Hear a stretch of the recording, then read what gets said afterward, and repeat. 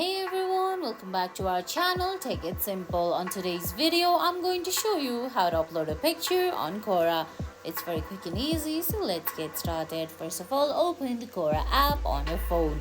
If you don't have the app yet, you can get it from Google Play Store or the Apple App Store.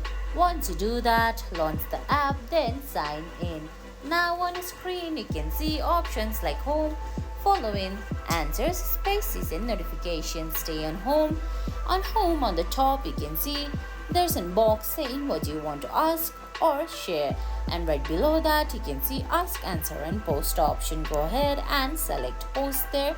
Now you can see there are two options there, add question and create post, and right above the keyboard you can see that letter and image icon. Tap on it. Select the picture that you want to upload, tap on add from the top right corner. Once it's uploaded, go ahead and tap on post from the top right corner. And guys, that's it. That's how you upload picture on Quora. I hope you found this video helpful. If you did, please give it a thumbs up, leave a comment, subscribe to our channel and hit that bell icon. See you in the next video. Thanks for watching.